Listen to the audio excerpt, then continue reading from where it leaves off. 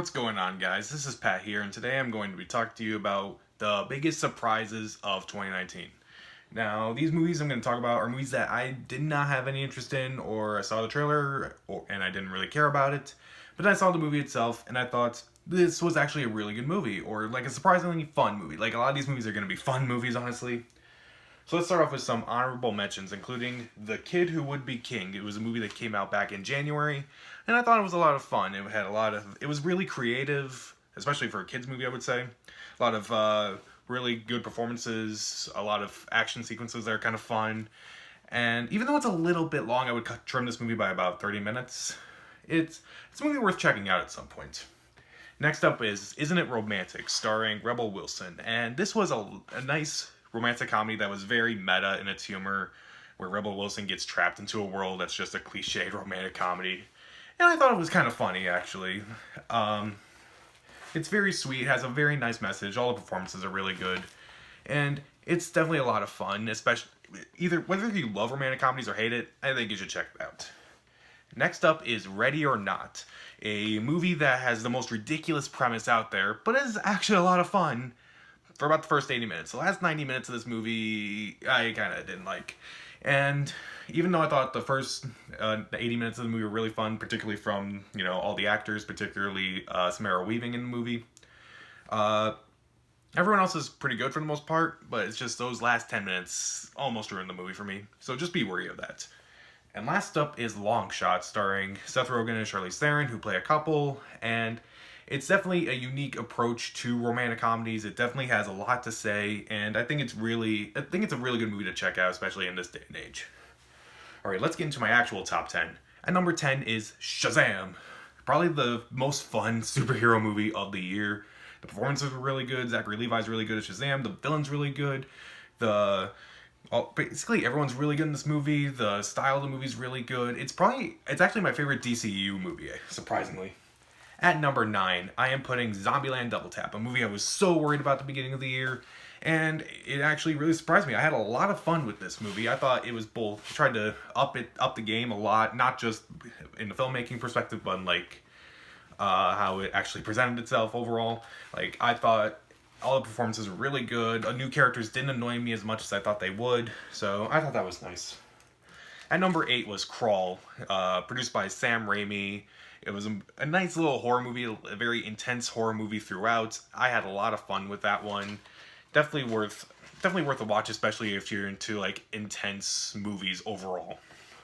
At number 7, I'm putting The Current War Director's Cut, a movie that I've been hearing about for years, and it never really came out until this year, and I was kind of worried about it, and I thought it was really good. I thought the acting was really good overall.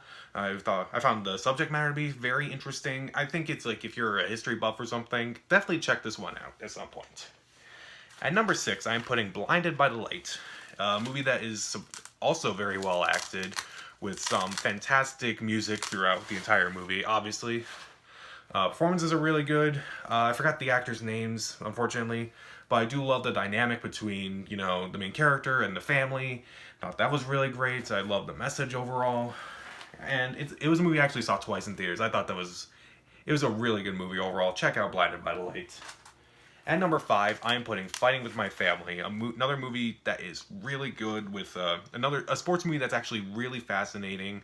We get to look at Florence Pugh as she basically becomes the wrestler Paige, and basically how her family reacts to this, and how the family dynamic in this movie is also really good. They balance each other out perfectly, and it's a lot of fun. It's a movie that I hate using this phrase as well, but it's it will make you stand up and cheer. I was the only person in the theater, but I was just so happy that I saw that movie. Afterwards, more people need to see Fighting with My Family. It's a really funny movie, really fun, really awesome movie to watch at some point. At number 4, I'm putting Richard Jewell. This was a movie I was kind of worried about because Clint Eastwood, in my opinion, in recent years has not really delivered. And I was kind of worried that this would be a politically biased movie, but surprisingly, this movie's not biased. All the acting is really great across the board, particularly from Paul Walter Hauser as Richard Jewell, Kathy Bates as his mother, Sam Rockwell as his lawyer, and it does tackle a lot of important subject matters while dealing with this very very controversial moment in history. But I think they all handled it really well. They handled it in a mostly mature way overall. And it's definitely a very interesting movie to watch at some point. Like, that's another thing. Fun and interesting. I think that's the thing about this video. And number 3, I am putting Waves, a movie that I actually really, really enjoyed. I thought the acting was great all across the board, including from Sterling K. Brown, Kelvin Harrison Jr., Taylor Russell. Really enjoyed the style of the movie, the structure, the cinematography. It was a movie that I could not predict what was going to happen next. It was a very, very fascinating and honestly made me look at a lot in like my life. It was a really interesting movie to watch, and I think the best way to watch this movie, along with my number 1, like, and it's actually with these next 3, don't watch any trailers for this movie. It blew me away, and I really think you should check this. I think people should check this out at some point.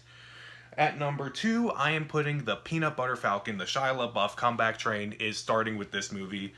And this is not really his movie, though. It's really Zach Gottsagen's movie. He plays the main character who wants to be a professional wrestler. And this is probably the most wholesome movie of the year. I've heard other people say it's the most wholesome movie of the year, but it's true. It's very refreshing. It's very funny. The dynamic between the two are really good. Between Zach Gottsagen and Shia LaBeouf are really good. And I really love the interactions that they have with pretty much everyone in this movie. And at first, it kind of got me a little bit to wonder, is this where they're going? And I hope they don't go in that direction. I'm glad they didn't go in that direction. So that was great. Overall, Peanut Butter Falcon, another movie you should not watch the trailer for because it does not do this movie justice. It left a big smile on my face afterwards. I was really happy I saw Peanut Butter Falcon. And the number 1 biggest surprise of 2019, Parasite. You're probably going to hear me talk about this in another video, but Parasite is amazing.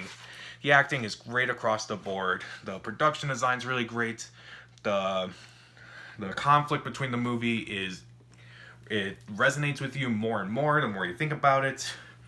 It's a really fascinating movie to watch at some point. And again, I don't want to go into spoilers with this movie, but don't watch the trailers for this movie. Do not look up anything about this movie. Just watch it. Just see it. That's all I can really say about this movie. Parasite, just see it. It's my biggest surprise of 2019. You'll definitely see it in my best of video. So, yeah, those are my thoughts on my biggest surprises of 2019. I know this is a faster video than usual, but I'm just trying to get a little faster with my videos nowadays. So anyway, tomorrow check out my biggest disappointments of 2019, and then on New Year's Day, my best of 2019, and January 2nd, my worst of 2019, which is going to be a lot of fun. Anyway, thanks for watching, and check those videos out in the next few days. This is Pat. Take care.